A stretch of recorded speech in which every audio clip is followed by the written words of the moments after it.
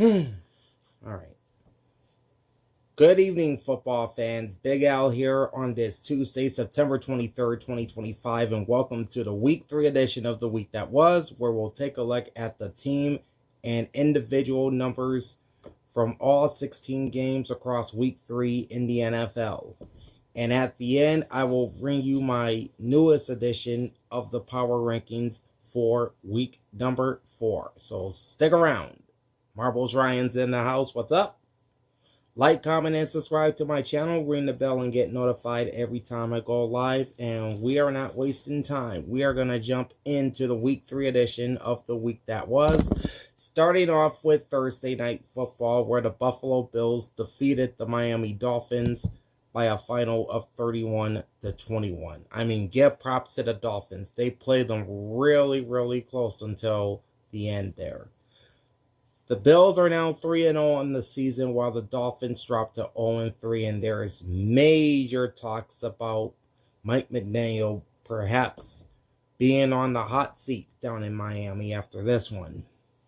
Okay, we'll start with individual numbers first for the Buffalo Bills.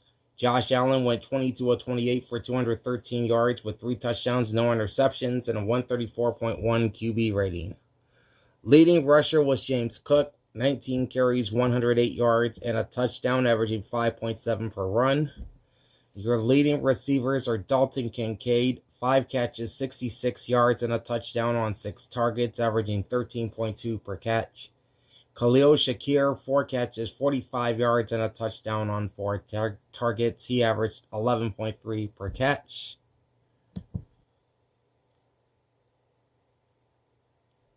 Okay, there we go. Jackson Hawes, the backup tight end, also had a touchdown catch for the Bills. Matt Prater was 1 for 2 on field goals. Long was 48 and 4 for 4 on extra points. And Cameron Johnston had 2 punts averaging 47.5. Long punt of 48 with no touchbacks, no punts inside the 20, and no blocks. Leading tacklers for the Bills include Taron Johnson, I think this is. Yep, Taron Johnson. He had 8 tackles in a pass defense. Terrell Bernard finished with 7 tackles, a pass defense, and an interception. You've got Shaq Thompson with 6 tackles. Tre'Davious White finished with 5 tackles and a pass defense. Cole Bishop had 5 tackles. And Dorian Williams finished the game with 6 tackles. And for the Miami Dolphins, Tua Tagovailoa, 22 of 34, 146 yards, with 2 touchdowns and that costly interception towards the end of the game. He had an 81.3 QB rating. Anna's in the house. What's up? Leading rusher was Devin Achane, 12 carries, 62 yards, averaging 5.2 per run. And then Ollie Gordon II, 9 carries, 38 yards, and his first NFL touchdown. He averaged 4.2 per run. Leading tacklers were Tyreek Hill, 5 catches, 49 yards, and a touchdown on 10 targets, averaged 9.8 per catch. Jalen Waddle, 5 catches, 39 yards, and a touchdown on 6 targets, averaging 7.8. And Devin Achane, 7 receptions for 29 yards on 9 targets. He averaged 4.1. Riley Patterson had no field goals, but was 3 for 3 on field goals, or rather 3 for 3 on extra points, I should say. Sorry about that. And then Jake Bailey with 4 punts, averaging 50, long punt of 56, no touchbacks, 1 punt inside the 20-yard line, and 0 blocks. Leading tacklers for Miami include Tyrell Dodson. He had 11 tackles all solo, plus a sack and a pass defense. Rasul Douglas finished with 7 tackles. Zach Sealer, 5 tackles. Minka Fitzpatrick had 4 tackles. Ashton Davis with 4 tackles. Jordan Brooks finishes the game with 4 solo tackles. And Bradley Chubb with 3 tackles and 1 sack. Total yards for 360 for the Bills and 276 for the Dolphins. Passing yards were 203 for Buffalo, 146 for Miami. And rush yards also favored the Bills, 157 to 130. 23 first downs for Buffalo versus 19 for Miami. All right, the Dolphins finished 10 of 15 on 3rd down and 1 of 1 on 4th down, while the Bills were 6 of 11 on 3rd down. 6 penalties, 57 yards for the Dolphins, no sacks taken, no lost fumbles, and 1 interception thrown. And for the Bills, 3 penalties, 35 yards. They would take 2 sacks for 10 yards with no lost fumbles or interceptions thrown. Time of possession favored the Bills at 31 minutes 47 seconds versus 28 minutes and 13 seconds for the Dolphins. Closing line was Buffalo minus 11 and the over-under is 50.5. I picked the Bills to win and the Bills to cover. I got the straight up pick, but lost the ATS pick as Miami covered, losing by only 10. So I start the week 1-0 in my straight up picks, 0-1 in my ATS picks. Moving on to the NFC South as the Carolina Panthers shut out the Atlanta Falcons by a final of 30-0. The Panthers get their first win of the season, moves to 1-2, while Atlanta drops to 1-2 with the loss. We'll start with individual numbers first for the Carolina Panthers. Bryce Young finished 16 of 24 for 121 yards with no touchdowns or interceptions and a 78.6 passer rating. He also added 2 rushes for 8 yards and a rushing touchdown. Chuba Hubbard was one of the leading rushers for Carolina. In fact, he was the leading rusher. 17 carries, 73 yards, and a 4.3 average. Rico Dowdle, 10 carries, 30 yards, and a touchdown. He averaged 3 per run. Leading receivers for the Panthers include Tararoa McMillan, rookie out of Arizona. 3 catches, 48 yards on 8 targets, averaging 16 per catch. Tommy Tremble, 2 catches, 16 yards on 2 targets, averaging just 8. Bryson Tremaine, 2 catches, 15 yards on 2 targets. He averaged 7.5 per grab. And Jatavian Sanders with 2 catches, 11 yards on 2 targets, and a 5.5 average. Ryan Fitzgerald finished 3 for 3 on field goals, long of 57, and 3 for 3 on extra points. Lori Ann's in the house. What's up? Sam Martin with 3 punts, averaging 45, long punt of 54, with 2 punts inside the 20.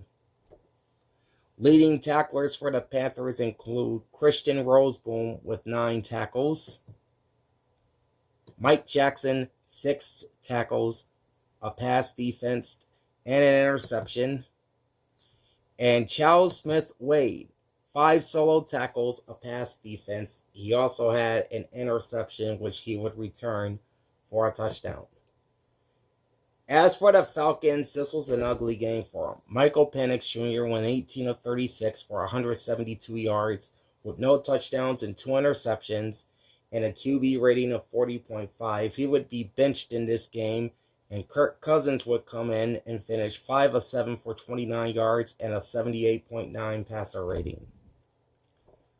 Bijan Robinson was Atlanta's leading rusher, 13 carries, 72 yards, averaging 5.5 per run. And Nathan Carter had 7 carries, 46 yards, and a 6.6 average. Leading receivers for the Falcons include Drake London, 5 catches, 55 yards on 8 targets, and an 11 average. Darnell Mooney, 4 catches, 44 yards on 11 targets, also with an 11 average. Kyle Pitts, 4 catches, 39 yards on 6 targets, and a 9.8 average. And Bijan Robinson, 5 catches, 30 yards, or rather 5 catches, 39 yards on 6 targets. He had an average of 7.8 per catch. Parker Romo, 0 for 2 on field goals and no extra points. Bradley Pinion, 3 punts, averaging 32, long punt of 41, with a punt inside the 20-yard line. So he kind of had a rough day at the office too. All right, your leading tacklers for the Falcons include Xavier Watts with 9 tackles, 8 solo. Caden Ellis had 9 tackles and a sack. Jesse Bates III with 7 tackles. Billy Bowman Jr. finished with 4 tackles. Lakel London with 3 solo tackles, and D. Alford with 3 tackles and 2 passes defense. Total yards, 332 for the Falcons, 224 for the Panthers. I'm doing pretty well. It's been a busy day for me. I'm just now getting on live. How are you? Falcons had 332 yards of offense. The Panthers had 224. Passing yards, 201 to 114 in favor of Atlanta. Rush yards also favored the Falcons, 131 to 110. 17 first downs for the Falcons versus 15 for the Panthers. Atlanta, 5 of 13 on third down, 0 for 3 on fourth down. And Carolina, 3 for 11 on third down, 2 for 2 on fourth down. 3 penalties, 23 yards for the Falcons, no sacks taken, 1 lost fumble, and 2 interceptions thrown. And 6 penalties, 55 yards for the Panthers, 1 sack taken for 7, with a lost fumble, and no interceptions. Time of possession, Carolina 31 minutes, 58 seconds. Atlanta 28 minutes and 2 seconds. Closing line was Atlanta minus 4.5, and the over-under was 44. I did pick the Falcons to win and to cover, losing both picks. So off the gate, 1-1 straight up and 0-2 versus the spread. So it's been a rough week picking these games. And it's getting even rougher as our next game sees the Minnesota Vikings defeat the Cincinnati Bengals in the backup bowl 48-10. The Vikings, who were shut down by the Falcons last week, came out swinging in this one and moves to 2-1 on the season, while the Cincinnati Bengals, adjusting to life without Joe Burrow for at least the next 3 months, they're also 2-1 with the loss. We'll start with individual numbers for the Vikings. Carson Wentz really didn't have to do all that much in this game. 14 of 20 for 173 yards, 2 touchdowns, no interceptions, and a 129.8 passer rating. He would leave the game early, and Max Brosmer, rookie quarterback from Minnesota, would come in and go 2 for 4 for 29 yards and a 74 passer rating. Great day for Jordan Mason. 16 carries, 116 yards, and 2 touchdowns, averaging 7.3 per rush. Xavier Scott had 8 carries, 30 yards, and a 3.8 average. And Cam Akers, 5 carries, 19 yards, on a 3.8 average. Leading receivers for the Vikings include Justin Jefferson, 5 catches, 75 yards, on 7 targets, and an average of 15 per catch. TJ Hawkinson, 5 catches, 49 yards, and a touchdown on 6 targets, and a 9.8 average. Josh Naylor. Make that Jalen Naylor. I'm thinking of the baseball player. Sorry about that. Josh Naylor's the baseball player. Jalen Naylor is the wide receiver for the Vikings. He had 3 catches, 37 yards on 5 targets, and a 12.3 average. Josh Oliver's only catch of the game went for 12 yards and a touchdown. All right, Will Reichard, 2 for 2 on field goals. His long was 62, and 6 for 6 on extra points. Ryan Wright had 5 punts, averaging 44, long punt of 46 with 2 inside the 20-yard line. Ivan Pace Jr. led this Vikings defense with 12 tackles. Eric Wilson had 7 tackles and a forced fumble. Josh Metellus, 5 tackles, a pass defense, and an interception. Levi Drake Rodriguez, 4 tackles. Chaz Chambliss, 4 tackles and a sack. And Isaiah Rodgers finished with 3 solo tackles, 2 forced fumbles, 2 passes defensed, plus an interception return for a touchdown. And for the Cincinnati Bengals, Jake Browning filled in for the injured Joe Burrow. He was 19 of 27 for 140 yards with a touchdown and 2 interceptions, and a QB rating of 63.8. They added Brett Ricken on the score sheet, but he didn't do anything. Samaje Perine was the leading rusher for Cincinnati, only 4 carries, 21 yards, but a 5.3 average. Leading receivers for the Bengals include Jamar Chase, 5 catches, 50 yards on 6 targets, 10 average. Noah Fant, 5 catches, 26 yards on 5 targets, and a 5.2 average. And Chase Brown, 4 catches, 17 yards on 5 targets with a 4.3 average. Drew Sample had 2 catches, 20 yards on 3 targets, plus a touchdown, averaging 10 per catch. Evan McPherson, 1 for 1 on field goals. Long was 45, 1 for 1 on extra points. And Ryan Rackhouse, 6 punts, averaging 54.7, long punt of 70, with 1 punt inside the 20-yard line. Leading tacklers for the Bengals include Jordan Battle with 7 tackles. Demetrius Knight Jr., 6 tackles. Geno Stone, 4 tackles. Chris Jenkins Jr., 6 tackles and 1.5 sacks. Logan Wilson with 5 tackles. And Oren Burks with 5 tackles plus a forced fumble. Total yards, 352 for the Vikings, 171 for the Bengals. In fact, this is the second game this year in which Cincinnati's offense failed to record 200 yards.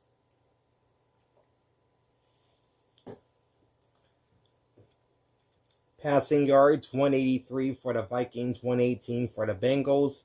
Rush yards were 169 for Minnesota and 53 for Cincinnati. 22 first downs for the Vikings, 12 for the Bengals. Cincy finished 3 of 11 on 3rd down, while Minnesota was 4 of 12 on 3rd down and 1 of 1 on 4th down. 4 penalties, 45 yards for the Bengals, 4 sacks taken for 22, 3 lost fumbles, and 2 interceptions thrown. Meanwhile, 13 penalties for 105 yards for the Vikings, 3 sacks taken for 19, no lost fumbles, and no interceptions thrown. Time of possession was 30 minutes, 56 seconds for Minnesota, 29 minutes, 4 seconds for Cincinnati. Closing line was Minnesota minus 3.5, over under was 42.5. I took the Bengals to win and to cover as the road dog, and boy was I wrong. This was probably my worst pick of the year so far. I fall to 1-2 in my straight up picks and 0-3 in my spread picks as a result. So yeah, that was pretty ugly, and it continues. The upset of the week sees the Cleveland Browns knock off the Green Bay Packers at home 13-10. Cleveland gets its first win of the season. They are 1-2, while the Green Bay Packers drop to 2-1. We'll start with individual numbers first for the Browns.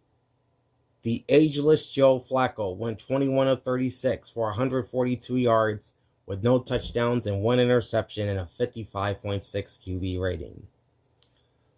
Leading rusher was the rookie Quinshon Judkins.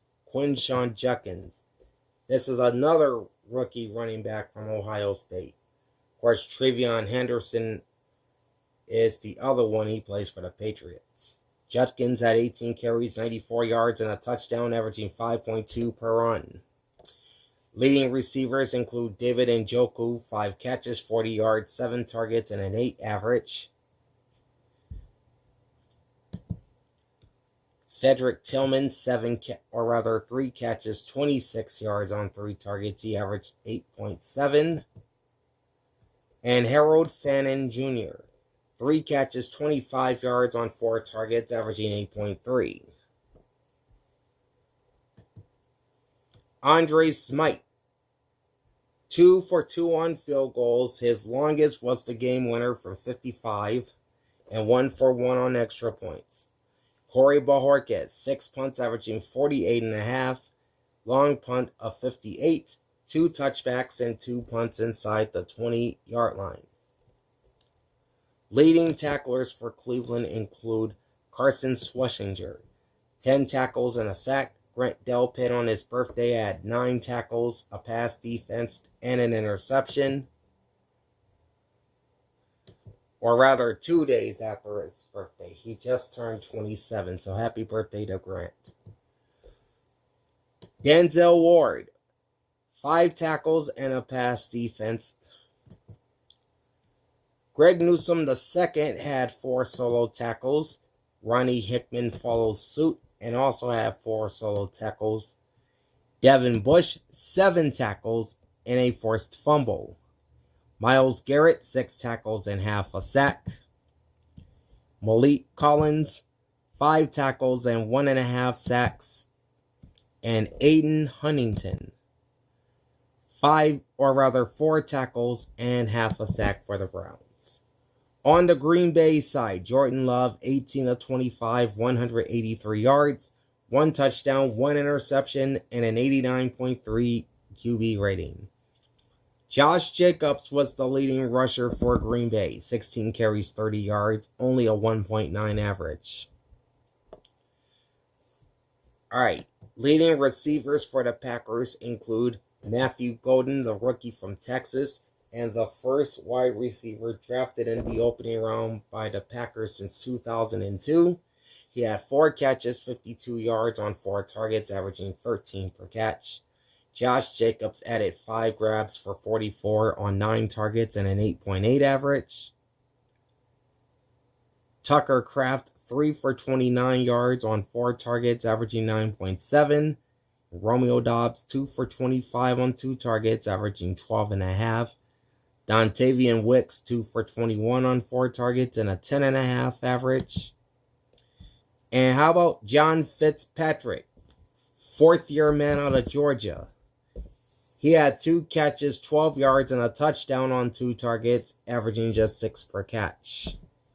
Brandon McManus, 1 for 2 on field goals, long was 39. 1 for 1 on extra points.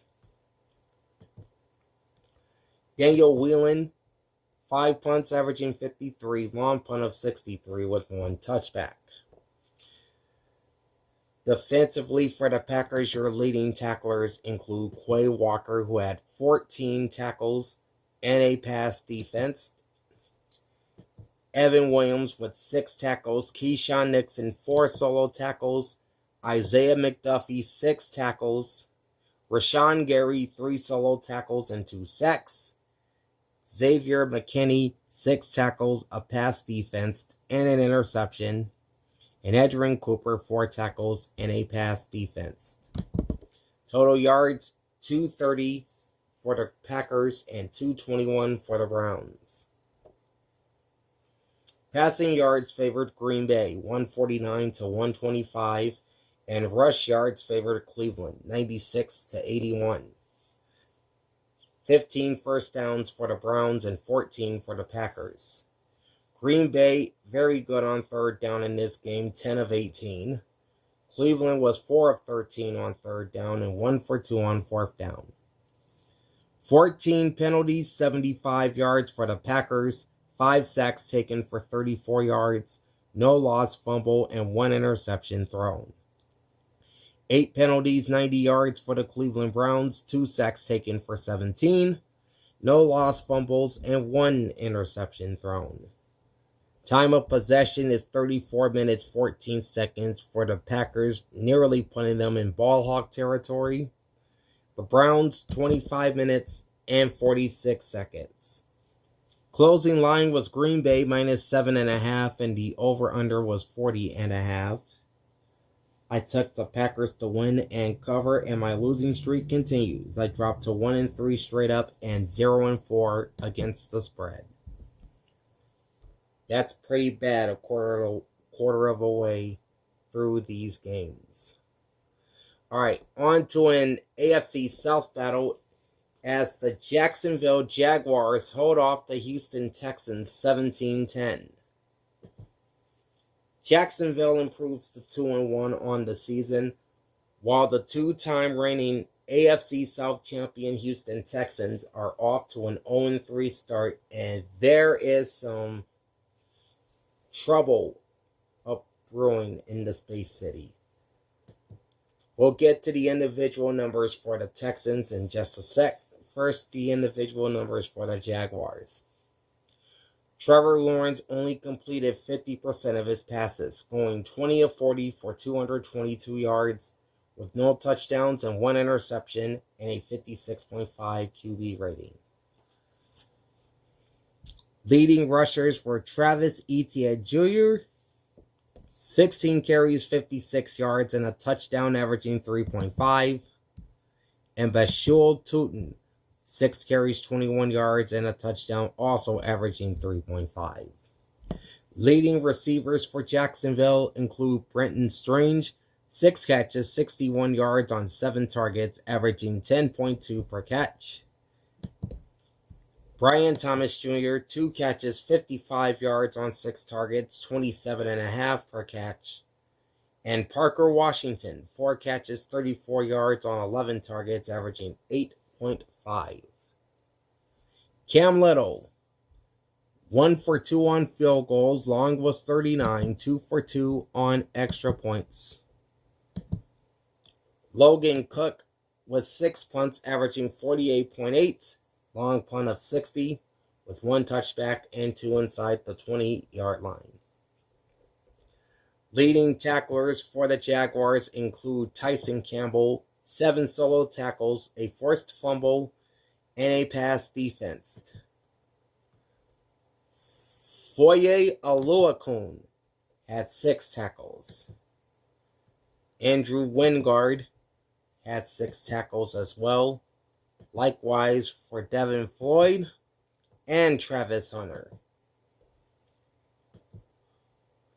Jordan Lewis had 4 tackles, 2 passes defensed, and an interception. And Dennis Gardeck with 4 tackles and a pass defense. Trayvon Walker had 3 tackles and a sack, while Josh Hines Allen had 2 tackles, half a sack, and a pass defense. For the Texans, C.J. Stroud, 25 of 38, 204 yards, 1 touchdown, 2 interceptions, and a 66.1 QB rating.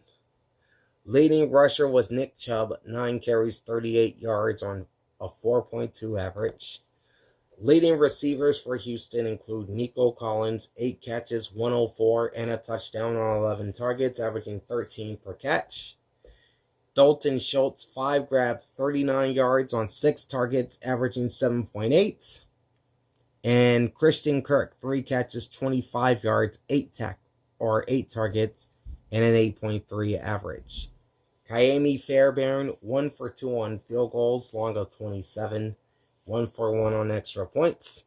Tommy Townsend, 6 punts, averaging 43.5, long punt of 66, with 2 punts inside the 20-yard line. All right. On the defensive side, your leading tacklers for the Texans include Kamari Lassiter with 5 solo tackles, Azeez Al-Shaair with 8 tackles, C.J. Gardner-Johnson in what proved to be his final game with the Houston Texans had 5 tackles, and then he was released by the team earlier today. Henry To'oTo'o has 4 tackles. Tremon Smith with 4 tackles. Will Anderson Jr. with 4 tackles and a sack. And Jalen Petrie had 3 solo tackles, 3 passes defense, and an interception for the Houston defense. Total yards, 291 for Jacksonville, 271 for Houston. Passing yards favored Jacksonville, 205 to 184. Rush yards, slight advantage to Houston at 87 to 86. 17 first downs for the Jaguars, 13 for the Texans. Both teams finished 4 of 15 on third down. On fourth down, Houston was 1 for 1. Jacksonville, 0 for 1. 7 penalties, 66 yards for the Texans. 2 sacks taken for 20. With 1 lost fumble and 2 interceptions thrown. 9 penalties, 70 yards for the Jaguars. 2 sacks as well, taken for 17. No lost fumbles and 1 interception thrown. Time of possession was 31 minutes, 18 seconds for Jacksonville and 28 minutes, 42 seconds for Houston. Closing line, Jacksonville -1. Over under at close, 43.5. I took the Texans to win and to cover as the road dog, and the losing streak continues as I drop to 1-4 in my spread picks. It's 0-5 in my, or 1-4 in my straight up picks rather, and 0-5 in my spread picks.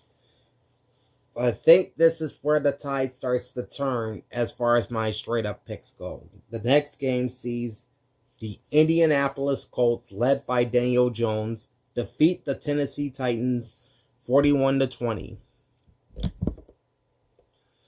The Colts remain perfect on the season at 3-0, while Tennessee continues to search for their first win of the year. They are 0-3.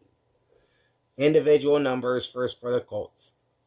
Daniel Jones, a.k.a. Indiana Jones, 18-25, 228 yards, 1 touchdown, no interceptions, and a 113.4 QB rating. Jonathan Taylor ran amok in this game. 17 carries, 102 yards, and 3 touchdowns, averaging a cool 6 yards per run. Daniel Jones added to the run game with 4 carries, 27 yards, and a 6.8 average.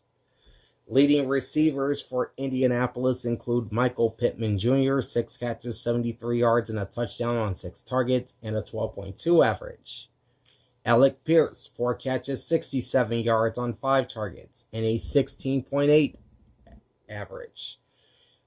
And rookie Tyler Warren, 3 catches, 38 yards on 5 targets, averaging 12.7 per catch.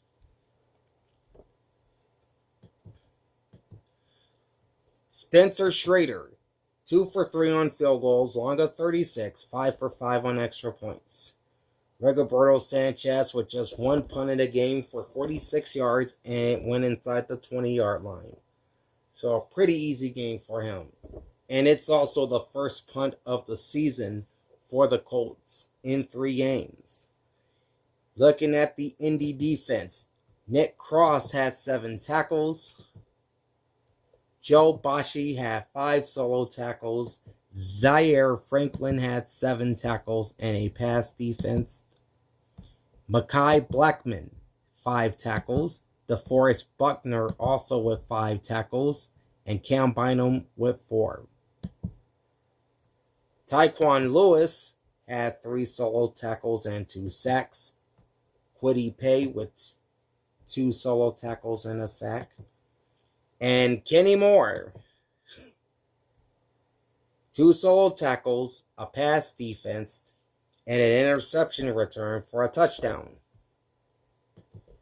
On the Titans side of the ledger, Cam Ward, 23 of 38, 219 yards, 1 touchdown, 1 interception, and a 74.3 QB rating.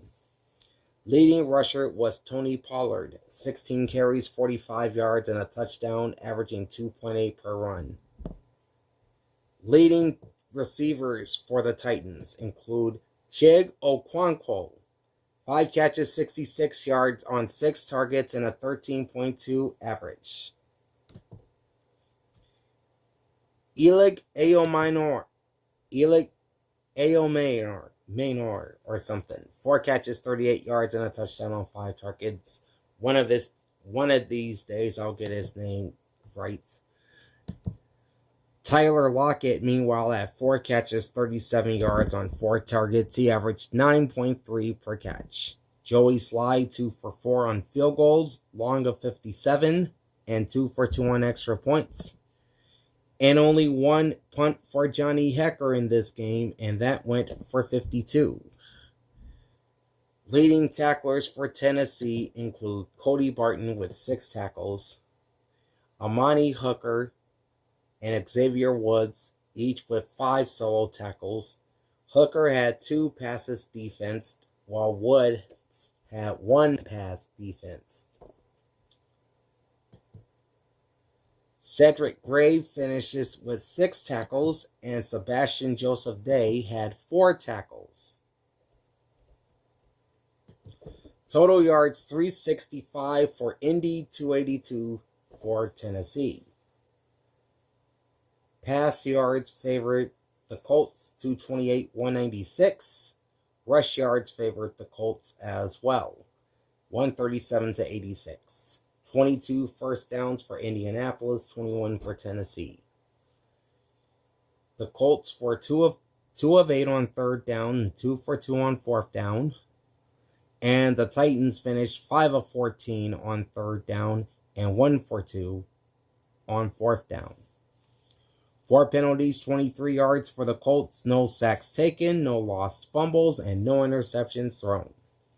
8 penalties, 68 yards for the Titans, 4 sacks taken for 23, no lost fumbles, 1 interception thrown. Time of possession was 31 minutes, 19 seconds for Tennessee, and 28 minutes, 41 seconds for the Colts. Closing line was Indianapolis -6. The over-under was 42.5. This is the first game where I got both picks right, as I took Indianapolis to win and cover. So that improves my straight-up record to a lofty 2-4, and my ATS record is now 1-5. Next up, we have the Washington Commanders minus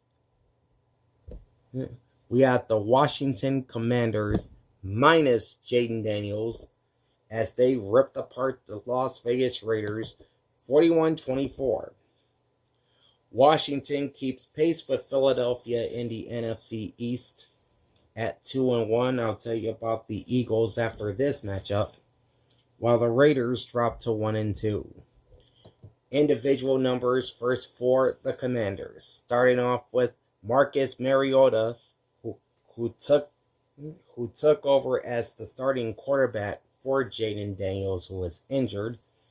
Mariota went 15 of 21 for 207 yards with a touchdown and no interceptions, and a 118.6 QB rating. All right, and there's a lot of rushing numbers in this game. Leading rusher is Jeremy McNichols,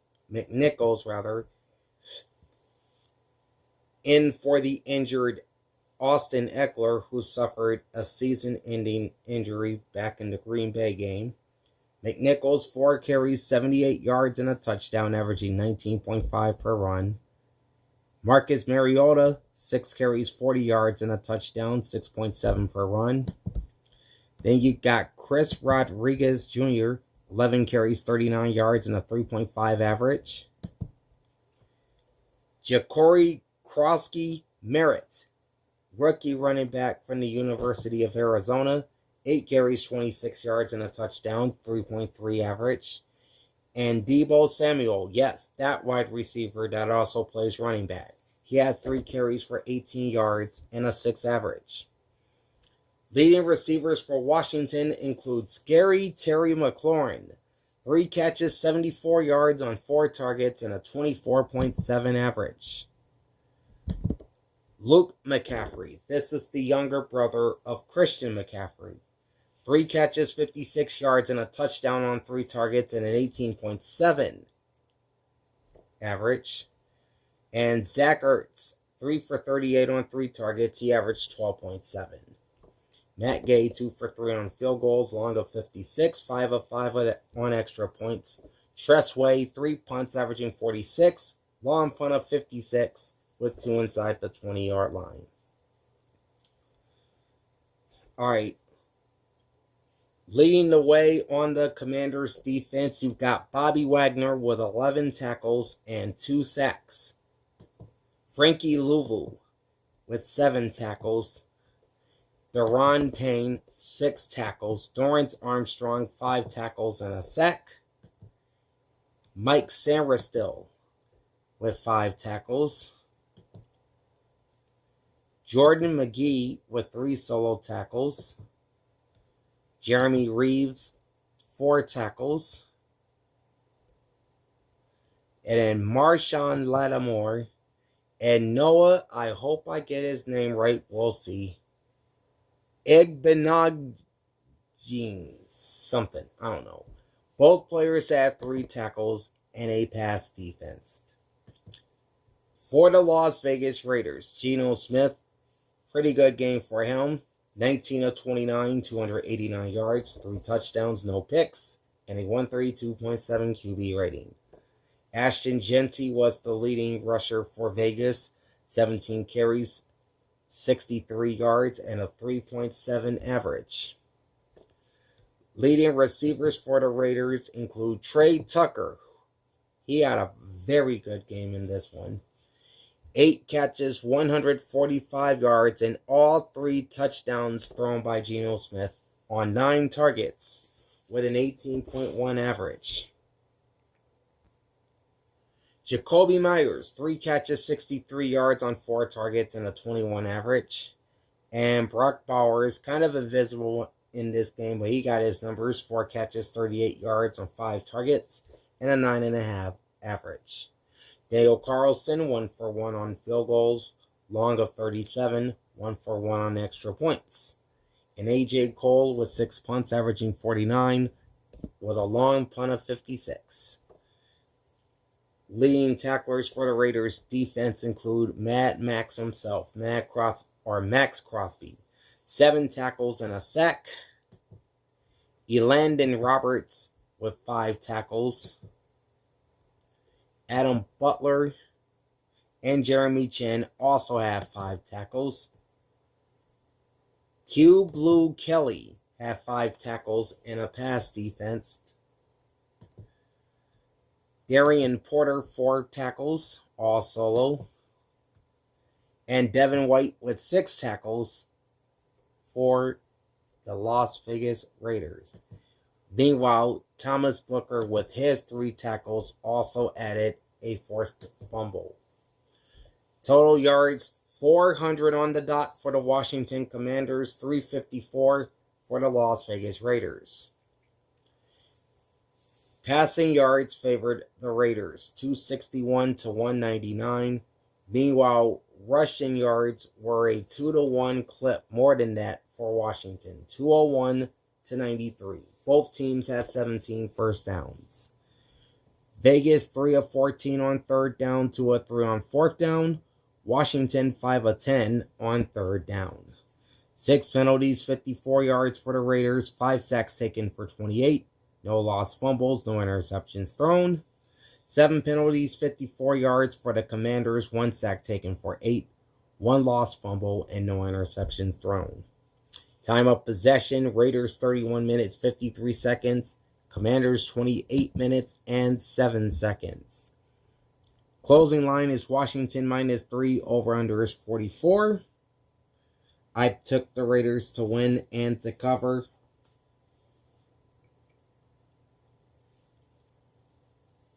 So yeah, I actually won this game. I actually won this spread game. So I am 3-4 straight up, and this should be 2-5 in my spread picks.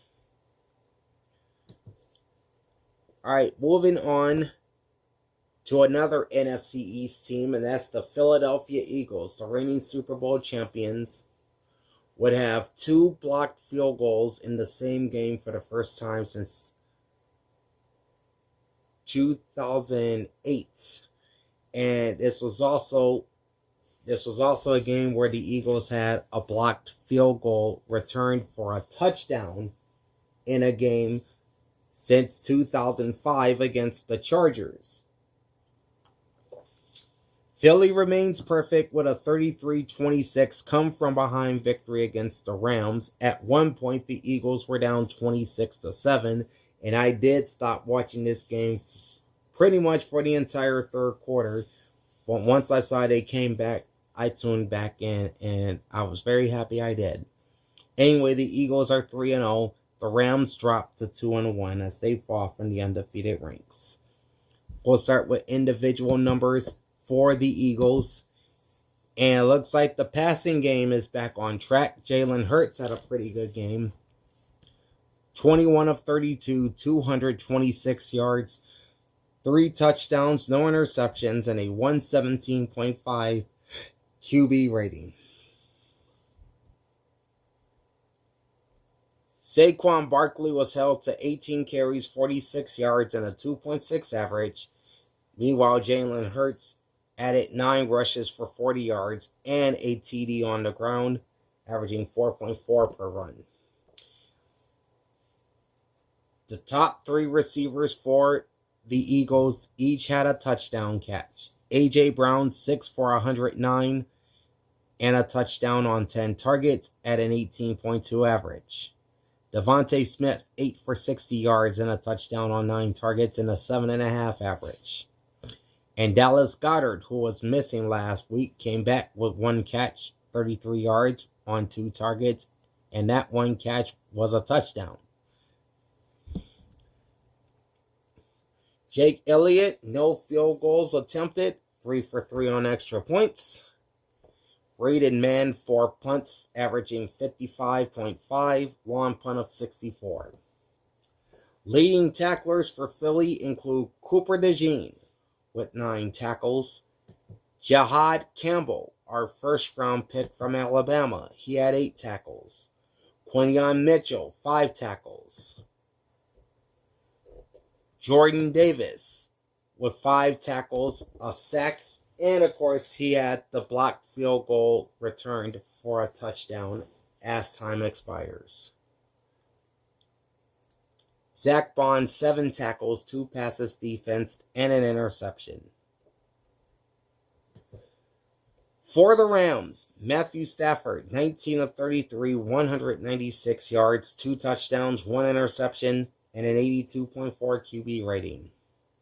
Joshua Carty also attempted a pass for a 39.6 QB rating. More on him in a second. Leading rushers for Kyren Williams, 20 carries, 94 yards at 4.7 per run. And former Michigan great Blake Corum, 8 carries, 53 yards. He averaged 6.6 per run. Leading receivers for LA include Puka Nacua, 11 catches for 112 yards on 15 targets and a 10.2 average. Devontae Adams, 3 catches, 56 yards and a touchdown on 8 targets, 18.7 average. And Kyron Williams, 2 catches, 18 yards, and a touchdown on 3 targets, average of 9. Joshua Carty, 4 for 6 on field goals, long of 51, 2 for 2 on extra points. Of course, he had those 2 blocks in the fourth quarter. Only 1 punt on the day for Ethan Evans, and it went for 36 yards, and it landed inside the 20-yard line. Leading tacklers for the Rams include Cam Curl, 9 tackles. Cameron Kitchens, 7 tackles and a pass defense. Jarrett Verse, who went on record saying he hates the Eagles, he had 6 tackles, a sack, and a forced fumble. Byron Young with 6 tackles and a sack. Omar Spates with 4 solo tackles. Quentin Lake with 6 tackles and 4 passes defense. He was a busy man. Kobe Durant, 3 tackles. Meanwhile, Poona Ford and Jalen McCullough had 3 tackles and a sack each for the Rams. Total yards, Rams 356, Eagles 288. Passing yards, 202 to 186 for Philadelphia. Rush yards, 160 to 86 for LA. The Rams had 22 first downs versus 19 for the Eagles. LA, 3 of 10 on third down. Philly, 5 of 14. On fourth down, the Rams were 0 for 1. The Eagles, 4 for 5. 4 penalties, 41 yards for the Rams, 1 sack taken for no loss, no lost fumbles, and 1 interception thrown. 5 penalties, 50 yards for the Eagles, 4 sacks taken for 24, 1 lost fumble, and no interceptions. Time of possession, 30 minutes, 35 seconds for Philadelphia, 29 minutes, 25 seconds for Los Angeles. Closing line was Philly minus 4.5. Over under was 44.5. I took the Eagles to win and to cover. And literally, I was walking on pins and needles for this one after going down 26-7. I was pretty much convinced we would lose, but then we came back and won. So that's good. My straight up record is even at 4-4. My spread record is now 3-5. If you're joining us late, you're watching the week that was, as we're running down the team and player stats for week 3 in the NFL, and stay tuned till the end for my week 4 power rankings. Like, comment, and subscribe to my channel, ring the bell, and get notified every time I go live. And we continue now with the New York Jets losing 29-27 to the Tampa Bay Buccaneers. The Jets had a blocked field goal return for a touchdown, but then Baker Mayfield used another fourth quarter drive to lead Tampa Bay to victory. So the Bucs remain perfect at 3-0, while the Jets stay winless at 0-3. We'll start with individual numbers first for the Tampa Bay Buccaneers. Baker Mayfield, 19 of 29, 233 yards, 1 touchdown, no interceptions, 101.7 QB rating. Leading rusher was Bucky Irving, 25 carries, 66 yards, only a 2.6 average. Leading receivers for the Bucs include Emeka Egbuka, 6 catches, 85 yards on 8 targets and a 14.2 average. Sterling Shepard, 4 catches, 80 yards on 5 targets and a 20 average. Mike Evans, 4 catches, 33 yards and a touchdown on 8 targets and an 8.3 average. Unfortunately, he would injure his hamstring in this game and is expected to miss upwards of 3 to 4 weeks. So that's another big loss. Their top receiver is out. They're already without Chris Godwin in that receiver room. Bucky Irving, 4 catches, 33 yards on 4 targets, averaging 8.3. Chase McLaughlin, 5 for 6 on field goals, long of 55, 2 of 2 on extra points. And Riley Dixon, 4 punts, averaging 40.5, long punt of 60, with a touchback and 1 inside the 20-yard line. Leading tacklers for Tampa include Lavonte David with 11 tackles and a sack, Zion McCollum with 9 solo tackles, Tyke Smith with 7 tackles, and Jacob Parrish 5 tackles and a sack. For the New York Football Jets, Tyrod Taylor played for the injured Justin Fields, who missed this game with a concussion. Taylor was 26 of 36 for 197 yards with 2 touchdowns, 1 interception, and a 92 QB rating. He was also the Jets' leading rusher, 8 carries, 48 yards, and an average of 6.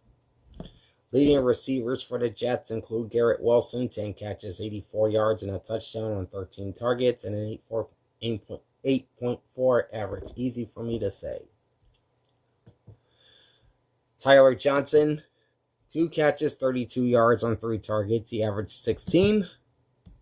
Breece Hall, who had not good rushing numbers. He had 9 carries, 21 yards, and a 2.3 rush average. He also had 4 catches, 31 yards on 6 targets, and a 7.8 reception average. Allen Lazard, name you hardly ever hear from nowadays, 2 catches, 13 yards, and a touchdown on 3 targets, and a 6.5 average. Nick Folk, oldest 2 for 2 on field goals, long of 42, and 3 for 3 on extra points. And Austin McNamara, 2 punts, averaging 48.5, long punt of 51. Leading tacklers for the Jets include Jamien Sherwood with 11 tackles, Brandon Stevens with 7 tackles, Michael Carter II with 6 tackles, Sauce Gardner 5 tackles, Quinnen Williams, that is Quinnen Williams,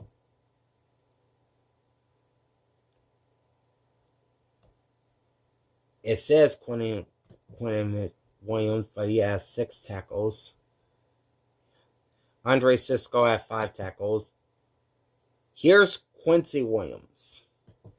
He had 4 tackles, half a sack, and a pass defense, but he did leave this game with a shoulder injury, and he's been placed on IR. So that's a loss for the Jets defense, which really isn't all that good to begin with. And Harrison Phillips with 5 tackles, half a sack, and a forced fumble. Total yards 347 for the Bucks, 267 for the Jets. Passing and rushing both favored Tampa Bay. Passing yards were 225 to 168, and rushing was 122 to 99. New York had more first downs though, 21 versus Tampa Bay's 19. Both teams not good on third down for the most part. 3 of 11 for the Jets, 4 of 13 for the Bucks. Jets were also 1 of 3 on fourth down. 7 penalties, 81 yards for the Jets, 4 sacks taken for 29 with 1 lost fumble and 1 interception thrown. 14 penalties for 124 yards. Those are both season highs for the Buccaneers. 1 sack taken for 8. No lost fumbles, and no interceptions thrown. Time of possession was 32 minutes, 11 seconds for the Buccaneers and 27 minutes, 49 seconds for the Jets. Closing line was Tampa Bay -6, and the over-under was 43. I took Tampa Bay to win, got the straight-up pick. Record is now 5-4. I also took the Bucks to cover 6.5. Unfortunately, they only win by 2. So New York gets to cover. And my spread record drops to 3-6. The last of the early afternoon games sees the Pittsburgh Steelers do something they rarely do, and that's go into Foxborough and defeat the New England Patriots 21-14. It's Pittsburgh's first win at Gillette Stadium since 2008. The Steelers are 2-1 to start the season, while the Patriots drop to 1-2. We'll begin with individual numbers, starting off with the Steelers. Aaron Rodgers, who had never won a game at Gillette Stadium until Sunday, went 16 of 23 for 139 yards with 2 touchdowns and 1 interception and a 96.1 QB rating. Leading rusher was Jaylen Warren, 18 carries, 47 yards, only a 2.6 average. Kenneth Gainwell, a name us Eagles fans are so familiar with, he had 4 carries, 16 yards, and a touchdown, and a 4-yard average. Leading receivers for Pittsburgh include Jaylen Warren, 5 catches, 34 yards on 6 targets, and a 6.8 average. Calvin Austin III, 3 catches, 34 yards, and a touchdown on 5 targets, averaging 11.3. And DK Metcalf, 3 catches, 32 yards, and a touchdown on 4 targets, averaging 10.7.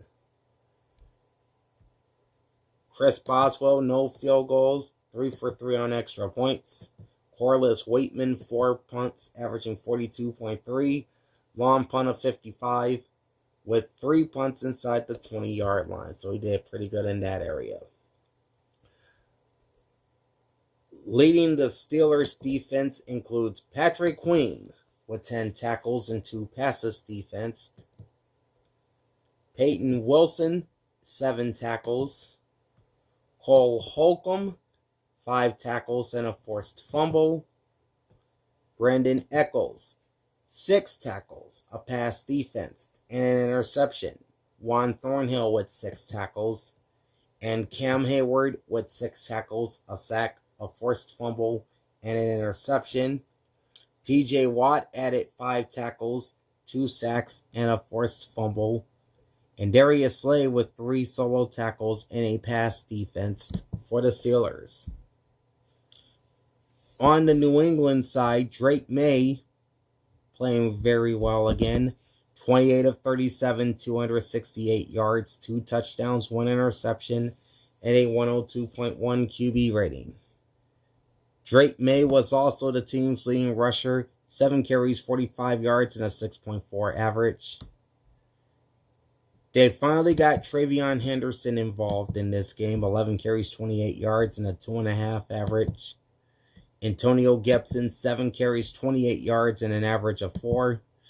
And Ramondre Stevenson, who I think the Patriots should just bench. Only 4 carries, 18 yards, and a 4.5 average.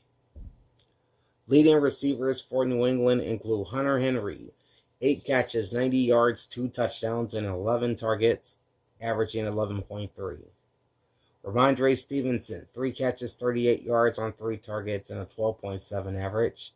Austin Hooper, 2 catches, 28 yards, 3 targets, and a 14 average. Exact same numbers for Kayshon Boutte. And Matt Collins, 4 catches, 27 yards, 4 targets, and a 6.8 average. Andy Borregales, no field goals, 2 for 2 on extra points. Bryce Behringer with just 1 punt for 59 yards, and it resulted in a touchback. Leading tacklers for the Patriots includes former Steeler Robert Spillane with 15 tackles, a pass defense, and an interception. Harold Landry III, 6 tackles and a forced fumble. Greg Wilson, 4 tackles. K'Lavon Chaisson, 3 tackles. And Milton Williams with 3 tackles, or rather, Jalen Hawkins had 3 tackles as well. Milton Williams had 2 solo tackles. Same for Marcus Jones and Carlton Davis III.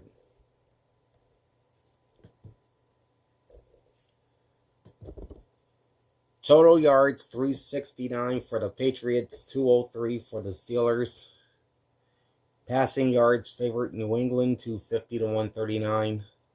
Rush yards, favorite New England as well, 119 to 64. 26 first downs for the Patriots, 17 for the Steelers. Pittsburgh 4 of 9 on third down, New England 6 of 13 on third down, and 4 of 5 on fourth down. 8 penalties, 59 yards for the Steelers, no sacks taken, no lost fumbles, 1 interception thrown. 7 penalties, 54 yards for the Patriots, 5 sacks taken for 18, 4 lost fumbles, that's a lot, and 1 interception thrown. Time of possession, 33 minutes, 20 seconds for the Pats. 26 minutes, 40 seconds for the Steelers. Closing line was Pittsburgh -1, over-under is 44. I took the Patriots to win and cover as the underdog, but lost both. So now I'm down to 5-5 in my straight-up picks. 3-7 in my spread picks.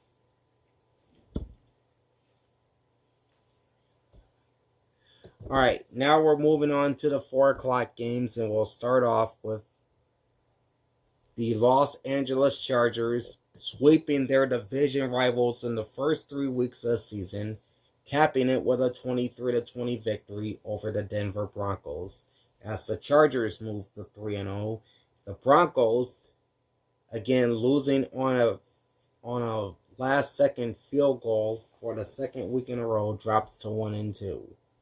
We'll talk individual numbers for the Chargers first, beginning with Justin Herbert. 28 of 47 for an even 300 yards, with 1 touchdown and 1 interception and a 76.6 passer rating. Leading rushers were Omarion Hampton, 19 carries, 70 yards and a touchdown, 3.7 average. Alright, he's a rookie from North Carolina. And then Najee Harris, 6 carries, 28 yards, and a 4.7 average. Unfortunately, Harris would tear his Achilles and is now out for the rest of the season. So that's bad news for Jim Harbaugh and the Chargers. Leading receivers for LA include Quentin Johnston. 6 catches, 89 yards on 10 targets, average of 14.3. Keenan Allen, 7 catches, 65 yards, and a touchdown on 11 targets, and a 9.3 average.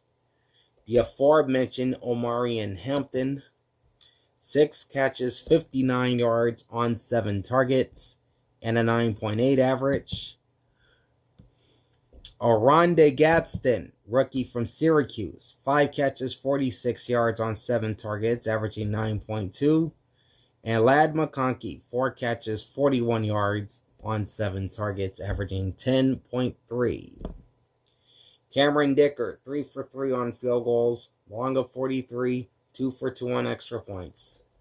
J.K. Scott, 5 punts, averaging 49.8, long punt of 60 with 1 touchback. Leading tacklers for the Chargers include Derwin James Jr., 12 tackles and a sack. 5 tackles and a pass defense for Tony Jefferson.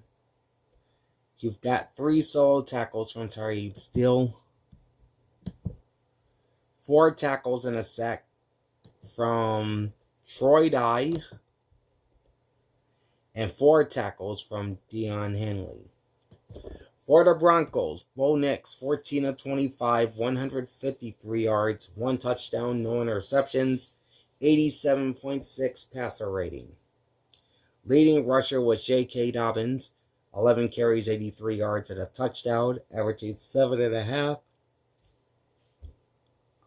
Leading receivers for Denver include Courtland Sutton, 6 catches, 118 yards, and a touchdown on 8 targets, and a 19.7 average. Next, you got R.J. Harvey, 3 catches, 14 yards, and 3 targets, plus a 4.7 average. Will Lutz was 2 for 2 on field goals, long of 42, and 2 for 2 on extra points. And it was a busy day for Jeremy Crawshaw. 7 punts, averaging 47.1. Long punt of 56, with 3 inside the 20-yard line. Leading tacklers for Denver include Alex Singleton with 12 tackles, Brandon Jones with 11 tackles, a pass defense, and an interception. Talanoa Hufanga, 6 tackles, 2 passes defense. Riley Moss with 6 tackles and a pass defense. Jaquan McMillan, 5 tackles and a forced fumble. Nick Bonito, 4 tackles and 2 sacks. And Jonah Ellis with 4 tackles, a forced fumble, and a pass defense for the Broncos. Total yards, 376 for the Chargers, 265 for Denver.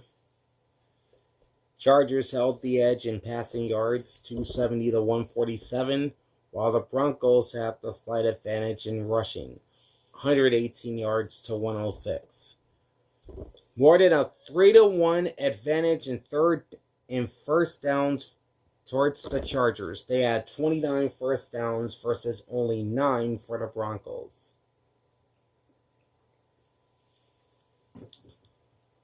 Denver was a terrible 2 for 13 on third down, but a perfect 2 for 2 on fourth down. And Mason's just joined us. What's up, Mason? 8 for 17 on third downs for the Chargers. Denver with 10 penalties, 90 yards, 2 sacks taken for 6, no lost fumbles, and no interceptions thrown. And for the Chargers, 3 penalties, 25 yards, 5 sacks taken for 30, with 1 lost fumble and 1 interception thrown. All right, the Chargers, first team in ball hawk country this week, possessing the ball for 36 minutes, 20 seconds, and the Broncos only had it for 23 minutes and 40 seconds. So, a ball hawk is a team that possesses the ball for at least 35 minutes in any game, win or lose. Closing line was LA minus 2.5. Over under was 45.5. The line I had was 3, so I'm going to go with that.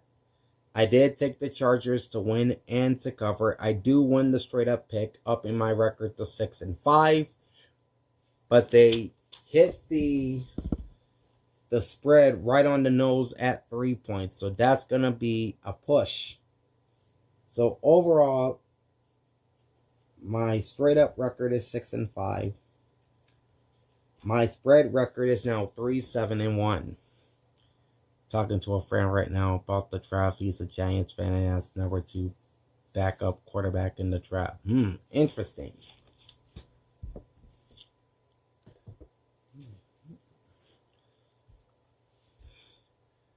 All right, next up we have the Seattle Seahawks, who's done something they haven't done since November of last year, and that's win a home game. And they win it convincingly, blasting the hapless New Orleans Saints 44-13.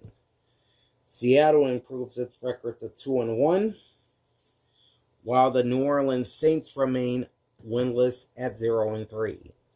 Individual numbers first for the Seahawks, beginning with Sam Darnold. 14 of 18, 218 yards, 2 touchdowns, no interceptions, and a near-perfect QB rating of 154.2. He would leave early for Drew Lock, who went 2 for 3 for 15 yards and a 78.5 QB rating. Leading rusher was Kenneth Walker III, 16 carries, 38 yards, 2 touchdowns, just a 2.4 average. Leading receivers for the Hawks include Jackson Smith-Njigba, 5 catches, 96 yards, and a touchdown on 6 targets, 19.2 average. And Torrey Horton, rookie wide receiver from Colorado State, 3 catches, 32 yards, and a touchdown on 4 targets, 10.7 per catch. And Cooper Kupp, 2 catches, 31 yards on 3 targets, averaging 15.5. Jason Myers, 3 for 3 on field goals, long of 56. 5 for 5 on extra points. And Michael Dixon, 2 punts averaging 46, long punt of 47, 1 inside the 20-yard line. Leading tacklers for Seattle include Josh Jobe with 11 tackles and a pass defense. Ty Okada with 9 tackles and half a sack. Reek Woolen, 5 solo tackles. And Drake Thomas finishes the day with 5 tackles. Also, Ernest Jones IV with 7 tackles for Seattle. On the Saints side of things, Spencer Rattler, 28 of 39, 218 yards, 1 touchdown, 1 interception, 83.1 QB rating. And Tyler Shuck saw his first NFL action. This is the rookie quarterback out of Louisville. He went 0 for 2 with a 39.6 QB rating. Eagles swept the Rams in the fourth quarter. Oh yeah, I stopped watching in the third quarter, knowing how far down we were when we went down 26-7. I just changed the channel, but I'm glad we won. Leading rusher, Alvin Kamara, who usually does well against the Seahawks, just not today. 18 carries, 42 yards, and a 2.3 average. Top receivers for New Orleans include Chris Olave, 10 catches, 57 yards on 14 targets, and a 5.7 average. Jawan Johnson, 6 catches, 51 yards on 8 targets, and an 8.5 average. And Rashid Shaheed, 4 catches, 42 yards on 6 targets, and a 10.5 average. Jack Stoll caught the lone touchdown for New Orleans in this game. He had 2 catches, 21 yards, plus that touchdown on 3 targets, and a 10.5 average. Blake Grupe, 2 for 3 on field goals, long of 27, 1 for 1 on extra points. And Kai Kroger, 5 punts, averaging 48.6, long punt of 61. He also had a punt blocked in this game. Leading tacklers for the Saints include Pete Werner with 13, 4 solo for Justin Reed, 11 total tackles for Demario Douglas, and that's pretty much it on this side of things. Total yards, 320 for the Seahawks and 284 for the Saints. Passing yards favored Seattle, 233 to 205. Rush yards also favored Seattle, 87 to 79. 22 first downs for the Seahawks, 21 for the Saints. New Orleans finished 5 of 15 on third down and 0 for 2 on fourth down, while Seattle was 3 for 9 on third down. 11 penalties, 77 yards for the Saints, 2 sacks taken for 13, no lost fumbles, and 1 interception thrown. 8 penalties, 70 yards for the Seahawks, no sacks taken, 1 lost fumble, and no interceptions thrown. Time of possession, 32 minutes, 16 seconds for the Saints, 27 minutes, 44 seconds for the Seahawks. Closing line was Seattle -7, over under 41.5. I took the Seahawks to win and to cover. Won both picks. Straight up record is now 7-5. My spread record improves to 4-7-1. Alright. Next up, we stay in the NFC West as the San Francisco 49ers edge out the Arizona Cardinals 16-15 to stay perfect at 3-0, while Arizona suffered its first loss of the year. You're about to lose against the Jaguars, you say? Let's see. You have a feeling that the Niners are going to lose to the Jaguars this week? I don't know. I mean, Jacksonville is playing pretty good, so there's that. All right, individual numbers first for the 49ers. Mac Jones filling in for a second straight week for Brock Purdy. He went 27 of 41 for 284 yards, 1 touchdown, 1 interception, and an 83.8 QB rating. Leading rusher Christian McCaffrey, 17 carries, 52 yards, and a 3.1 average. Leading receivers for the Bang Bang Niner gang include Ricky Pearsall, 8 catches, 117 yards on 11 targets, 14.6 average. Christian McCaffrey, also known as Run CMC, more like Catch CMC here, 10 catches, 88 yards on 15 targets, and an 8.8 average. And Kendrick Bourne, 4 catches, 38 yards on 6 targets, and a 9.5 average. Kyle Juszczyk did catch a touchdown for San Francisco, his only catch of the game. Eddie Pinheiro, 3 for 3 on field goals, long of 51, 1 of 1 on extra points. Thomas Morstead, 3 punts, averaging 42.7, long punt of 48, and 2 inside the 20-yard line. Leading tacklers for the Niners include Fred Warner with 11 tackles and 2 passes defense. D. Winters, 8 tackles and a pass defense. Upton Stout, 5 tackles and a pass defense. And then Marcus Sigle, S-I-G-L-E, he had 7 tackles. Bryce Huff, 5 tackles, a sack, and a pass defense for the Niners. For the Arizona Cardinals, Kyler Murray, 22 of 35, 159 yards, 1 touchdown, no interceptions, and an 82.9 QB rating.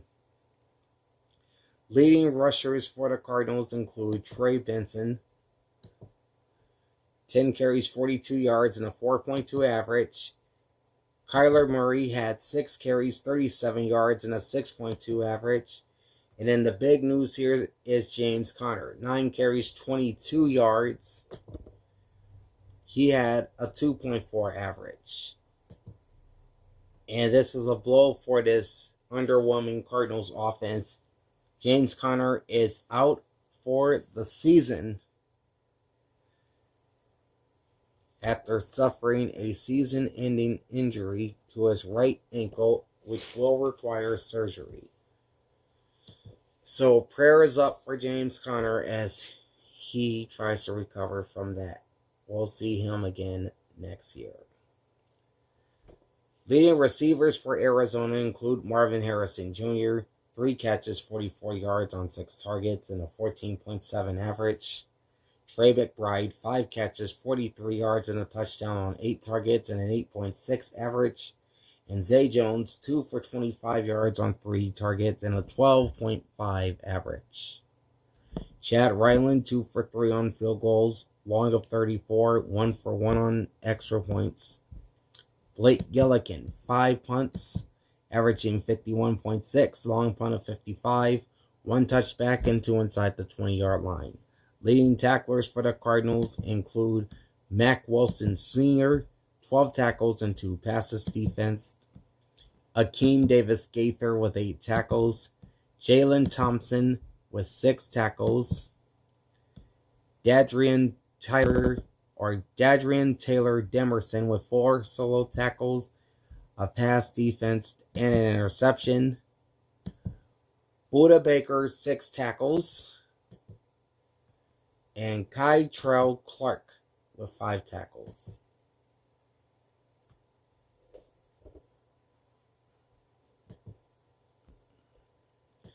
Total yards, 355 for the 49ers, 260 for the Cardinals. Passing yards favored San Francisco, 282 to 154. Rush yards favored Arizona, 106 to 73. 19 first downs for the Niners, 16 for the Cardinals.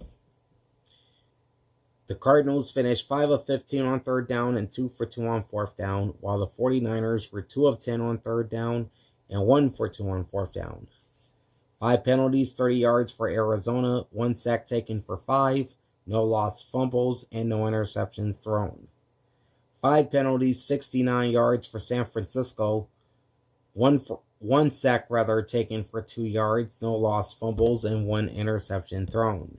Time of possession, 34 minutes, 39 seconds for Arizona, nearly putting them in ball hawk territory. And for San Francisco, 25 minutes and 21 seconds. Closing line was San Fran minus 1.5. Over under is 44. Took the Niners to win and to cover. And this is actually going to be a loss here, since I got the spread at 1.5. Oh no, that is going to be a win. It's 1.5. Okay, so my straight up record is now 8-5. My spread record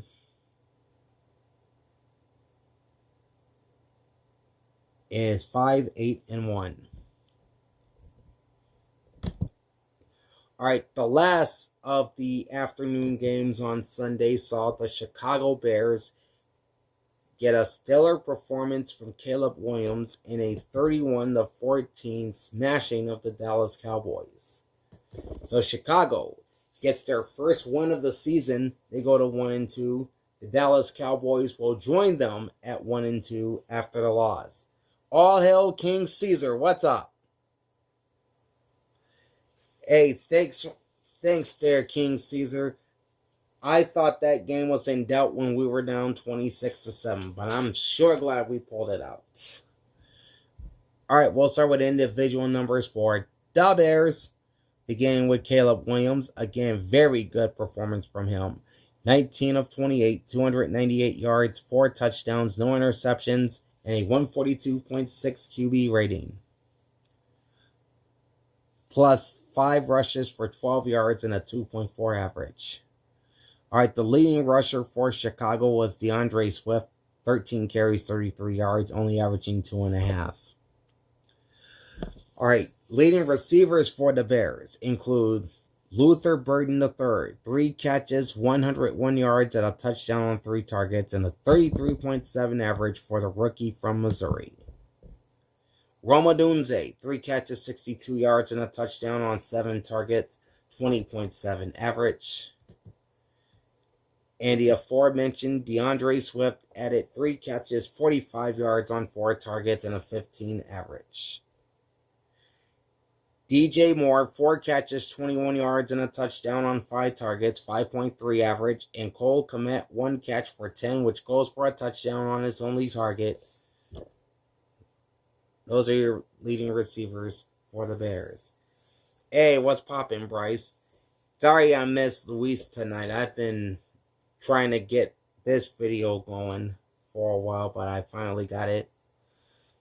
Cairo Santos 1 for 1 on field goals, long of 30, and 4 for 4 on extra points. Corey Taylor, 4 punts, averaging 44, long punt of 50, with 1 punt inside the 20-yard line. Leading tacklers for Chicago includes Tremaine Edmonds, 15 tackles, 2 passes defensed, and 2 interceptions. Noah Sewell, 11 tackles. Nashawn Wright had 9 tackles. Kevin Byard III, 7 tackles, a pass defense, and an interception.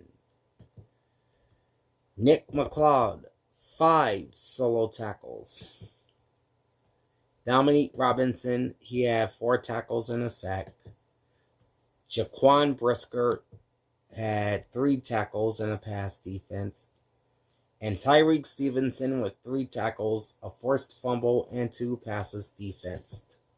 For the Dallas Cowboys, Dak Prescott was 31 of 40 for 251 with 1 touchdown, 2 interceptions, and an 80.3 QB rating. He would be replaced with Joe Milton III, who went 3 for 5 for 41 yards with no touchdowns, 1 interception, and a 46.7 QB rating. Leading rusher for the boys is Javonte Williams, 10 carries, 76 yards, and a 7.6 average. Leading receivers, Jake Ferguson, 13 catches, 82 yards, 14 targets, 6.3 average. Nice game. George Pickens, 5 catches, 68 yards, and a touchdown on 9 targets. The touchdown is his first as a Cowboy, and he averaged 13.6. Cavante Turpin, 2 catches, 64 yards on 3 targets, averaging 32. And Jalen Tolbert, 3 catches, 24 yards on 6 targets, averaging 8 per catch. Brandon Aubrey, 2 for 2 on field goals, long of 53, no extra points. Brian Anger, 2 punts, averaging 51, long punt of 60. Leading tacklers for the Cowboys include Donovan Wilson with 7 tackles.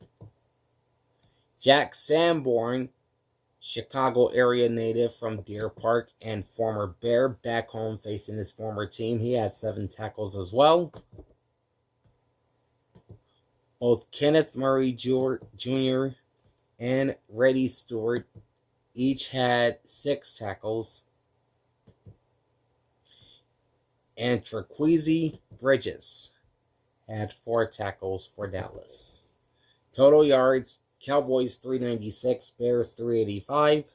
Passing yards favored Chicago 298 to 275.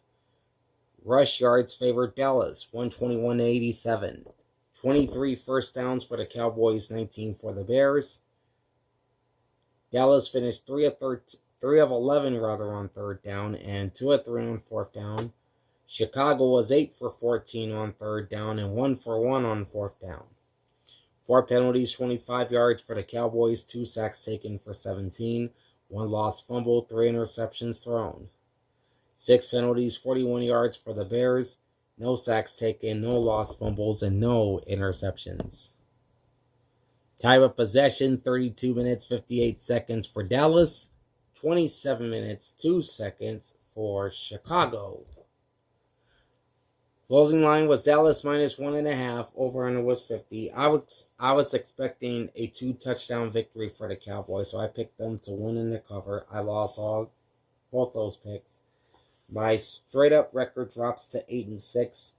My spread record is now 5-8-1. Okay, now we're on to Sunday Night Football. And it was pretty boring to watch the Kansas City Chiefs beat the New York Giants 22-9. I will not lie to you there.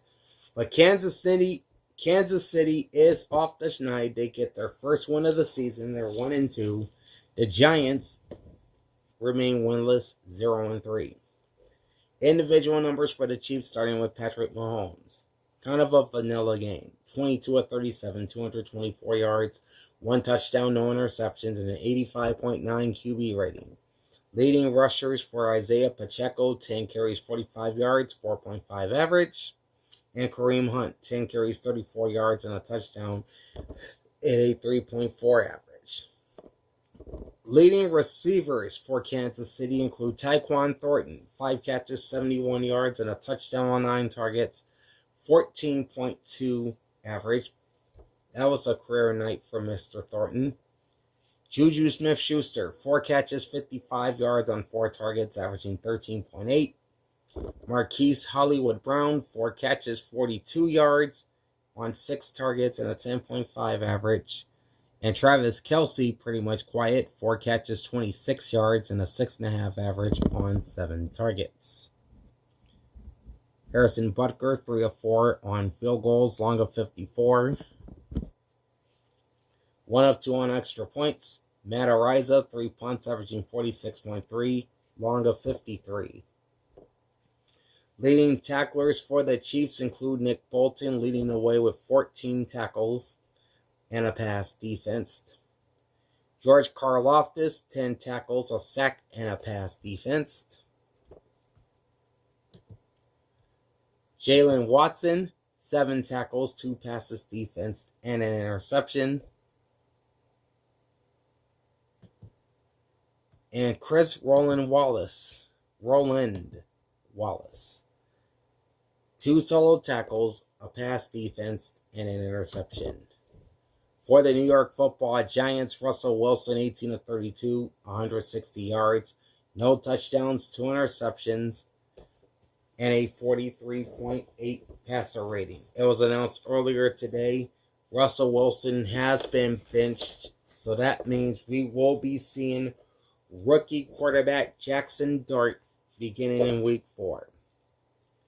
Leading rusher for the Giants is ASU rookie Cam Scatterbo.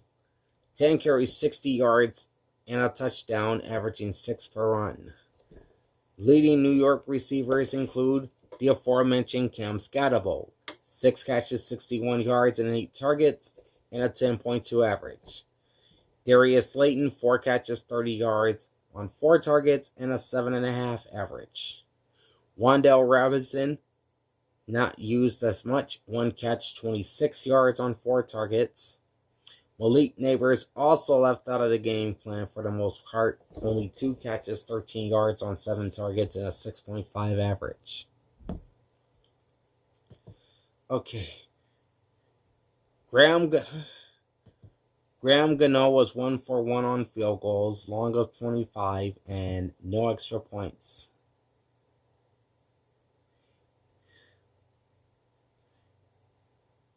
He did suffer a hamstring injury, ended up going to the locker room during the national anthem, unfortunately. All right. Jamie Gillen, the punter, was 0 for 1 on extra points. He also had 2 punts averaging 30.5 with a long of 33, and both punts inside the 20. Leading tacklers for the New York Giants include Paulson Adebo with 7 tackles and a pass defense.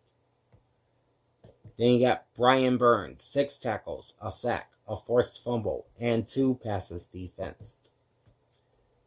Tyler Newman, 5 solo tackles. Bobby Okereke, 8 tackles, actually led the team. And Drew Phillips, that's DRU, Drew Phillips, 5 tackles and 2 passes defensed.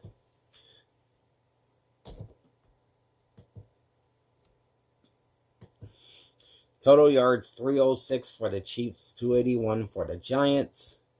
Passing yards favored Kansas City, 201 to 151. Rush yards favored New York, 130 to 105. 22 first downs for the Chiefs, that's 1 for every point scored. And 19 first downs for the Giants.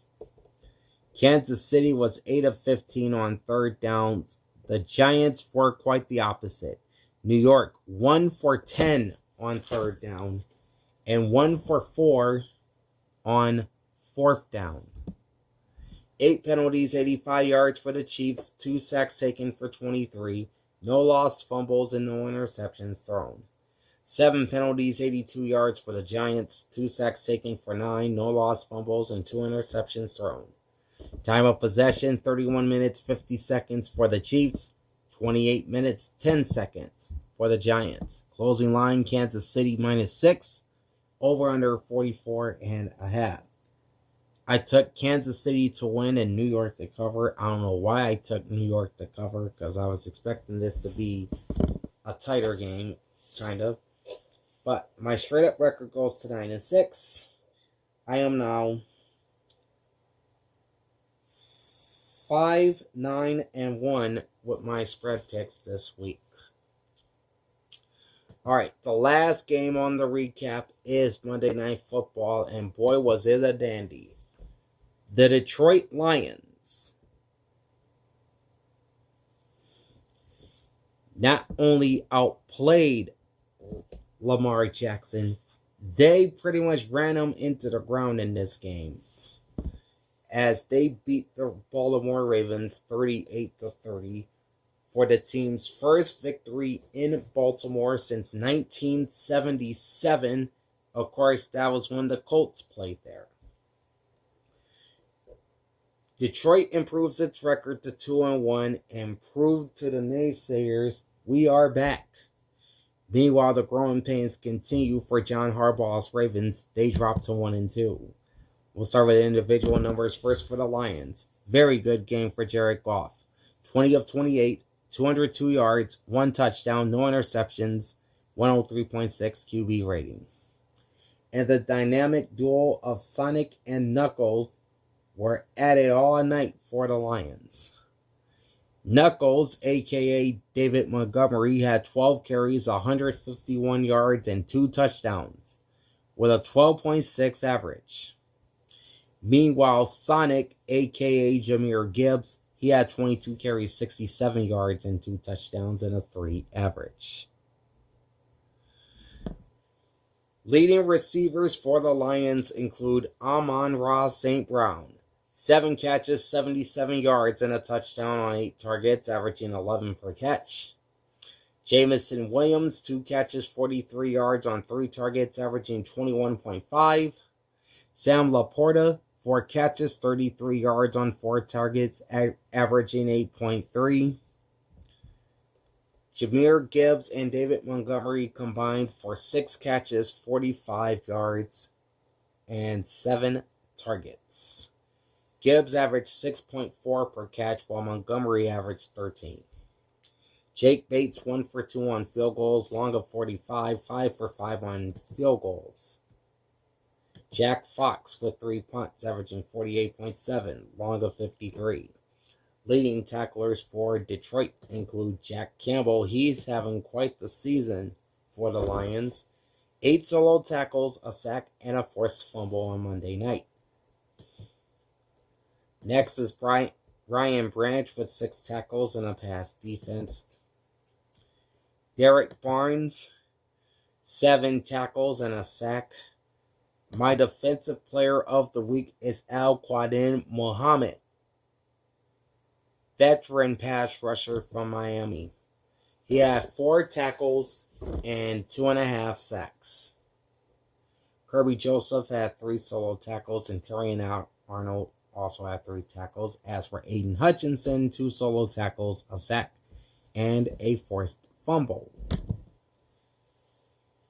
For the Baltimore Ravens, it was kind of a rough night, if you will, for Lamar Jackson. I mean, he did throw the ball good. 21 of 27, 288 yards, 3 touchdowns, no interceptions, and a 148.2 QB rating. But he did get sacked 7 times in this game. More on that shortly. Derrick Henry also attempted a pass for a 39.6 QB rating. The aforementioned King Henry had 12 carries, 50 yards, and a touchdown on 4.2 per run. He also fumbled for the 3rd straight game, which is not good. Lamar Jackson added 7 carries, 35 yards, and a 5 average. Leading receivers for Baltimore include Mark Andrews, 6 catches, 91 yards, and 2 touchdowns on 6 targets, 15.2 average. Rashad Bateman, 5 catches, 63 yards, and a touchdown, 7 targets, and a 12.6 average. And Justice Hill, 3 catches, 45 yards on 4 targets, averaging 15 per catch.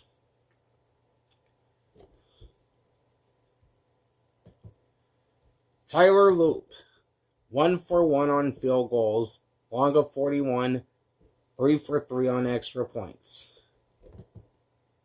And Jordan Stout with 3 punts, averaging 52.3, long punt of 63, with 2 inside the 20-yard line. Leading tacklers for the Ravens defense includes Kyle Hamilton with 9 tackles, John Jenkins with 8 tackles, Malachi Sparks, the rookie from Georgia, also with 8 tackles, Roquan Smith with 7 tackles,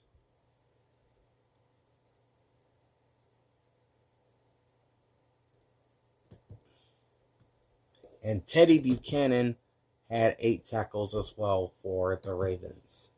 Total yards, Detroit 426, Baltimore 318. Passing yards favored the Ravens 233 to 202. Rush yards favored the Lions 224 to 85. 24 first downs for the Lions, 21 for the Ravens. Detroit 7 of 14 on 3rd down, 3 of 3 on 4th down. Baltimore 6 of 11 on 3rd down, 0 for 1 on 4th down. 8 penalties, 68 yards for the Lions, no sacks taken, no lost fumbles, and no interceptions thrown. 3 penalties for 10 yards for the Ravens. 7 sacks, as I mentioned, taken for 55 yards. 1 lost fumble and no interceptions thrown. Time of possession, Lions 33 minutes, 18 seconds. Ravens 26 minutes, 42 seconds. Closing line was Baltimore minus 4.5, and the over-under was 54. I took the or the Ravens forever to win and cover. I ended up losing both picks. So for the week, I finished 9-7 in my straight up record and 5-10-1 in my spread picks.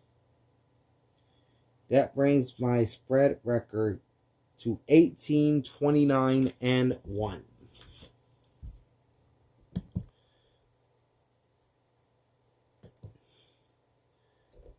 So I'm at 66.7% straight up. And I'll tell you what my record is, or what my win percentage is with my spread picks. But it is down this week. It is 38.5%, which is not good.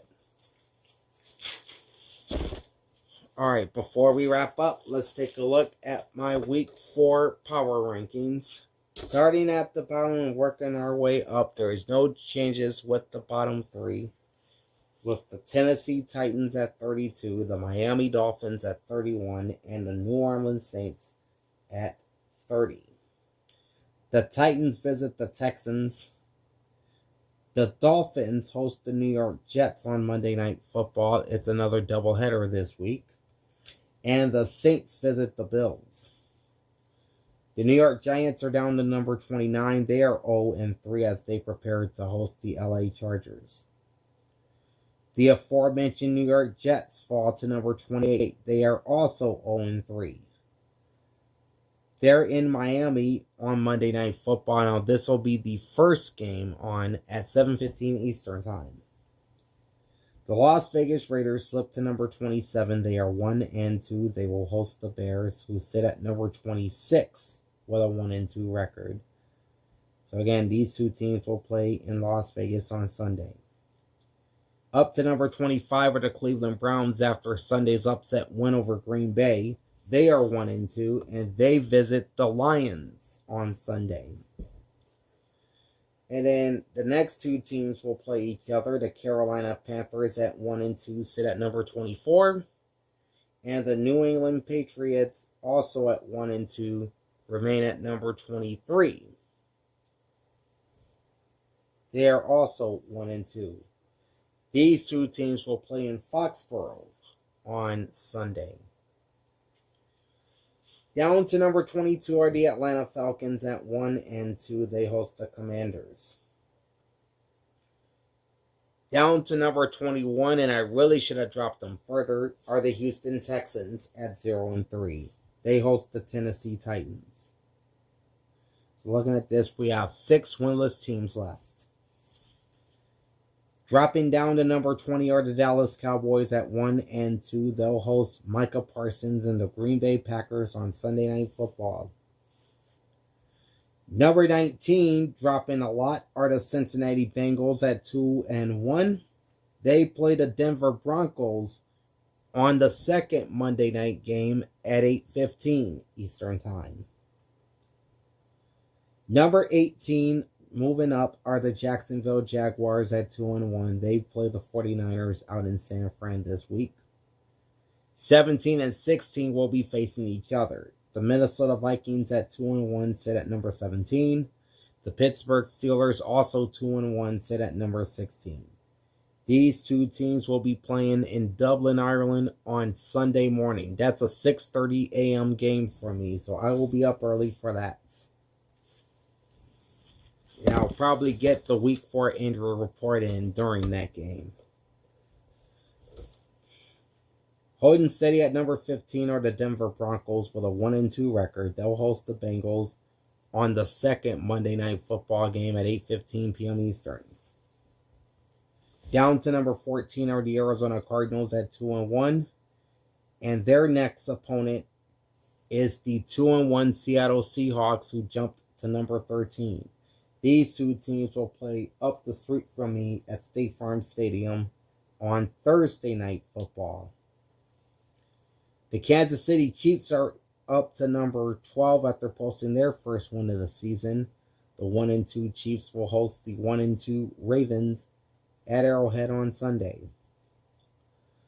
Next up, the Indianapolis Colts at 3-0 move up to number 11. They face the Rams in LA, and I think this is going to be their first test.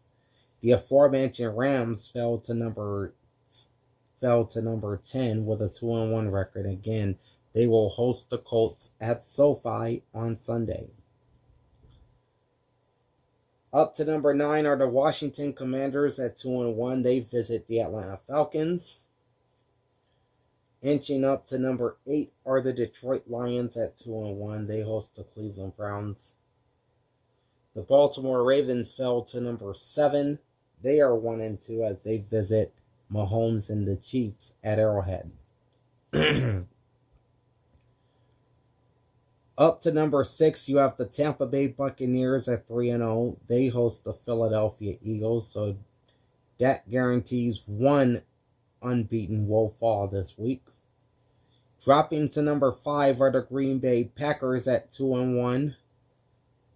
They will visit the Dallas Cowboys and Michael Parsons return to AT&T Stadium on Sunday Night Football. And then the remaining 4 teams are all undefeated.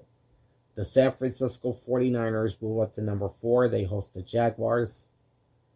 The LA Chargers are up to number 3. They visit the Giants. The Philadelphia Eagles stay at number 2 as they visit Tampa Bay. And the Buffalo Bills take my top spot yet again. This is the 3rd straight week as they will host the Saints.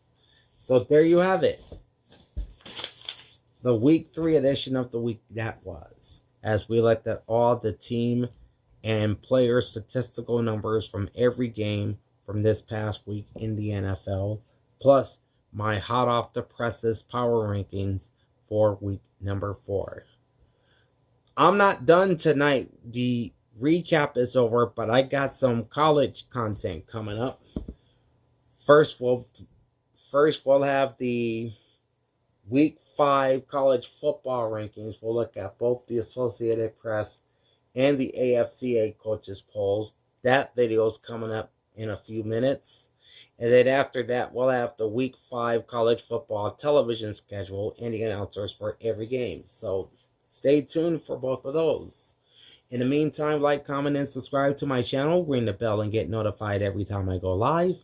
Big Al is signing off. Thanks for watching and enjoy the pigskin. Peace out.